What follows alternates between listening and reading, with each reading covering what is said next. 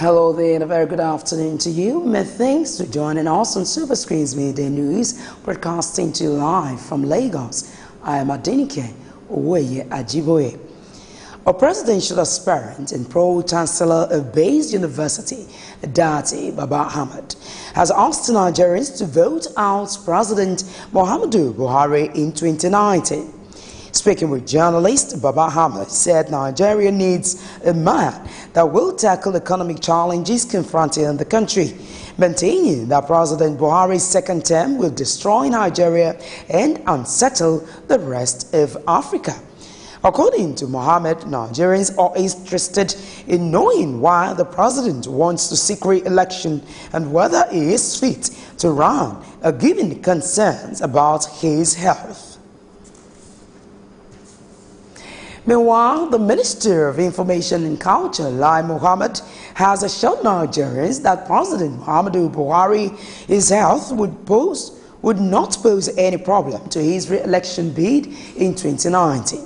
Speaking during his tour of media houses in the United States, Lai Mohammed also said President Buhari's administration had done well and recorded so many achievements in less than 3 years. Mohammed also said the president will find his campaign much easier in 2019 because his campaign will be achievement-based. Now, youths in Rivers State took to the street of Port Harcourt with the aim of sensitizing the public on the need to get their permanent voter cards, PVCs, and to converse their support for Rivers State Governor Nyesom Wike. Conveners of the group, Edison Eye and Major Jack, advised the youths to shun violence and get their PVCs, which is their visa to expressing their rights as Nigerian citizens. This is a political evangelism. We are spreading the message. We are telling everyone to go and get their PVC, get set, so that when the election comes, we will vote, defend our vote, ensure that we have been counted, and His Excellency returns to bring us for a second term. We are sensitizing the entire Rivers people on the developmental efforts, the strides and achievements of His Excellency Nyesom Wike. Nigerian government said the youths are lazy. The youths of Rivers State are saying we are not lazy. No violence, no violence, no violence. They all know that we don't have choice than to get our PVC and vote in him for CON 2013. He has carried the youth along in the stream of life. Every government comes with its own package. His government is the package with the youth. Some of the youths also spoke to journalists, expressed a readiness ahead of the elections coming in the state. 1 million youths in Rivers State decided to come out and give their PVCs to Governor Nyesom Wike. Our PVCs, and everybody here has a PVC. The only thing that we believe in is we believe in good governance. We will resist any intimidation. We will come out, we will be at our polling units, and we will defend our votes. We're not going to stay back home. We will stand at our polling and make sure the votes are properly counted and registered. We are prepared for the forthcoming general election 2019. We want to make the world know that we, the youth, just like what our president said, that the youth are not lazy.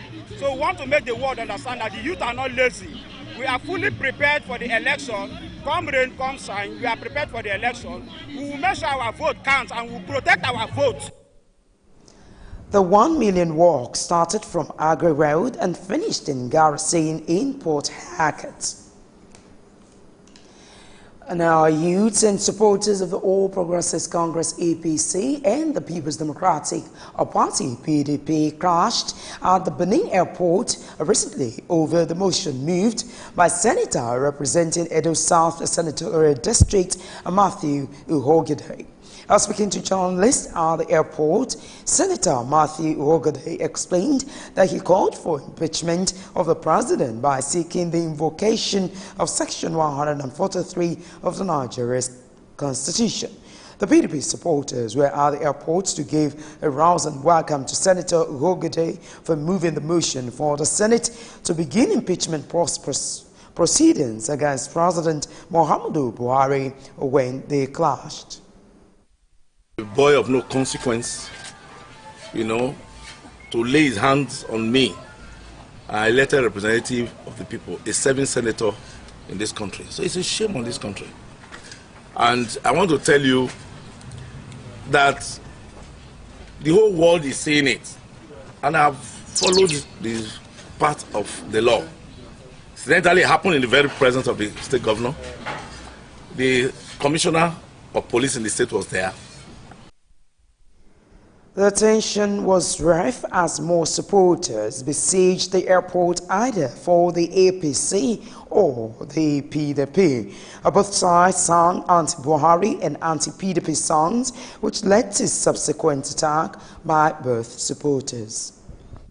Immediately the senator came, we were all waiting, and I was trying to tell my guys to go, to be calm. As I was talking to them, I didn't know some good men from APC. They came from another place. They fought with me, over 10 of them. They fought with me, and immediately the police, they were all standing, they were looking. The army, they were all standing, they were looking, because I knew they were working under instruction. Because immediately the whole thing happened, they told me to tell my boys to go outside. Why they allowed the APC? The situation was later brought under control with the presence of police commissioner and his officers and men who had to personally stand between the protesters to prevent a total free-for-all. Gunmen have kidnapped the financial secretary of the People's Democratic Party (PDP) in Ekiti State, Kayode Oni. Oni was reportedly kidnapped on the Efon-Erio-Ekiti Expressway while returning to Aramoko Ekiti in the Ekiti West local government area. The state publicity secretary of the party, Daxin Adebayo, told journalists in Ado-Ekiti that Oni was returning from work he went to conduct the PDP local government congress in the Efon LGA. He said the kidnappers had established contact with his wife and younger brother and demanded 30 million naira ransom. When contacted, the State Commissioner of Police, Abdullahi Shafe, said he was out of Ekiti and had not been briefed on the matter. The country home of the President General of Ohanaeze Ndigbo, Nya Nwodo, has been burnt. An explosion believed to have been caused by an improvised explosive device. Report says an unknown person threw the explosive into the compound. The building, located at Ukehe in the Igbo Etiti local government area of Enugu State. The Deputy President of the Senate, Ike Kermadu, and the National Chairman of the People's Democratic Party, PDP, Uche Secondas, have condemned the bombing of the country home of Umwobodo.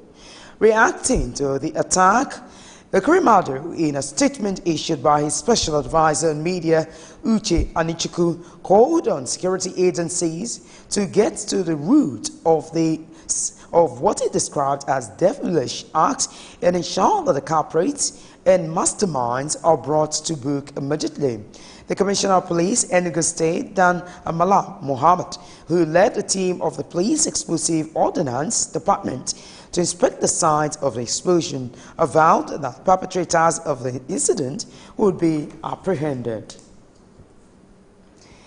The Coalition for Nigeria Movement, CNM, led by former President Olusegun Obasanjo, has lambasted President Muhammadu Buhari for campaigning in different parts of the country despite the ongoing killings in the north central, particularly in Benue State.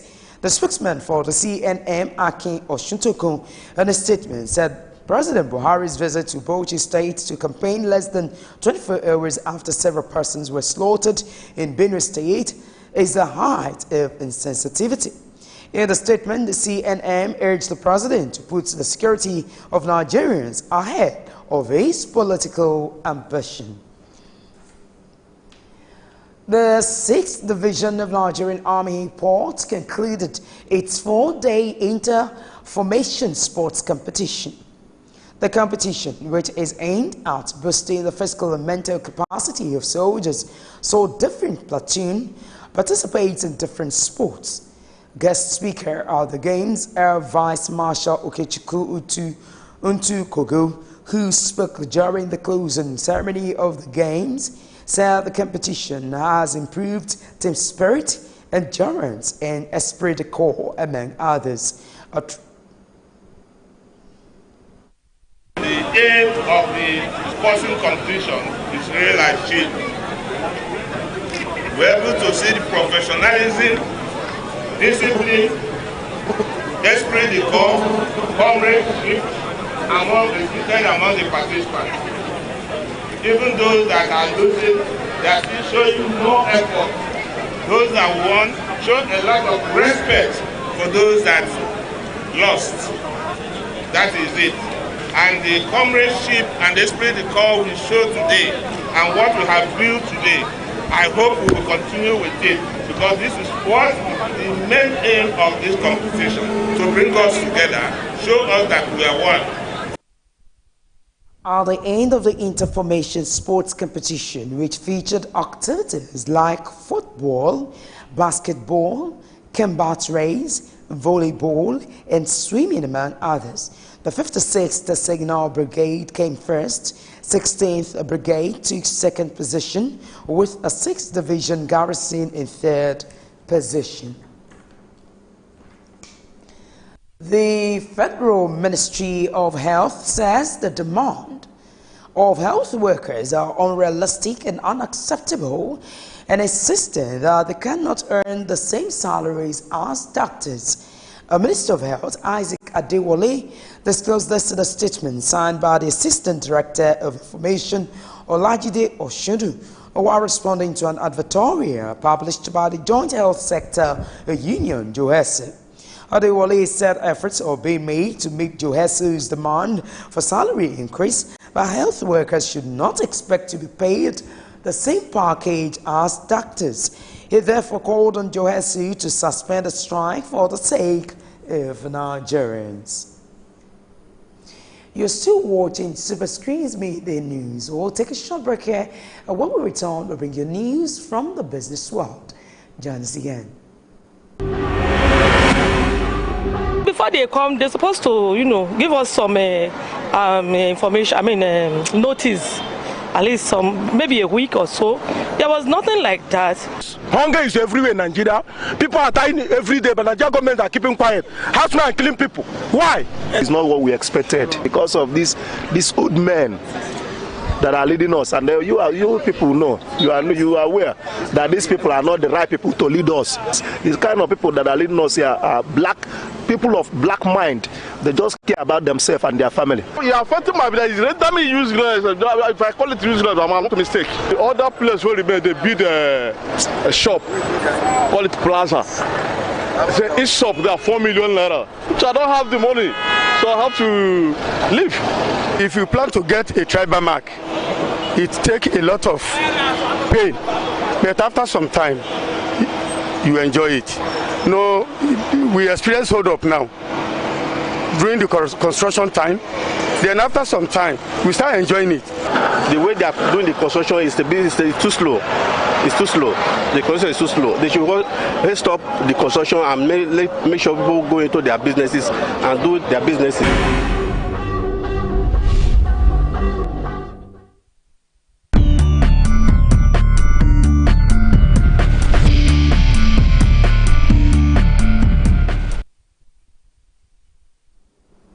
Welcome back. Now in Business World, the Federal High Court in Abuja has affixed June 11 to deliver judgment in a suit filed by the federal government seeking an order for forfeiture of funds in accounts with a bank of verification numbers, BVN.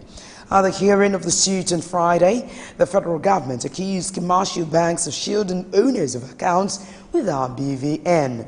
The federal government also alleged that the bank's opposition to the suit implied the bank's failure to enforce the BVN policy. The Attorney General of the Federation, AGF, representing the federal government through a lawyer, Ade Ine San, also challenged the rights of the banks to be heard in the case. The House of Representatives Committee on National Security and Intelligence says another $202 million belonging to the National Intelligence Agency, NIA, is unaccounted for and must be recovered by the Economic and Financial Crimes Commission, EFCC. The committee, which is chaired by an All Progressives Congress APC lawmaker from Zamfara State, Aminu Jaji, had investigated the $43 million which the EFCC recovered from a building at Osborne Road, Ikoyi, Lagos in 2017. The money, later identified to belong to the NIA, is now in the custody of the federal government on court orders while the EFCC continues with the prosecution of the case. But the House Committee said its investigations showed that another $202 million is missing. The committee's report indicated that the NIA collected a total of $289 million as intervention funds during the administration of former President Goodluck Jonathan. Out of the money, the panel stated that $43 million was recovered by the EFCC, while $44 million was transferred by the agency to another location for safekeeping. However, it stated that the balance of $202 million could not be traced, as all the actors could not provide useful answers to the committee. In the aviation sector, the Managing Director, Asset Management Corporation of Nigeria, AMCON, Hamid Kuru, has called on the agencies that are saddled with the responsibility of regulating the aviation industry and other critical sectors of the economy to adopt the same template which the Central Bank of Nigeria, CBN, used in streamlining banking operations in the country.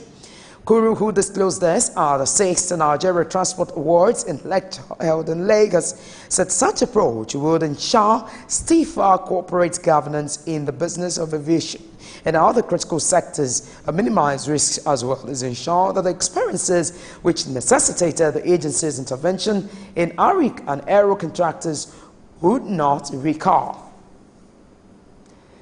The Pension Transitional Arrangement Directorate, PTAD, says it has added 7,669 civil service pensioners to its payroll, and they have started receiving regular monthly pensions. According to a statement by PTAD, the pensioners who were verified in the Southwest and North Central in Q4 2017 have been paid the March 2018 pension. The Directorate said the addition of this group had improved the economic livelihood of pensioners who had been deprived of their rights for a long period. You're still watching Superscreen's Midday News. We'll take another short break. More news after this timeout. Don't go away.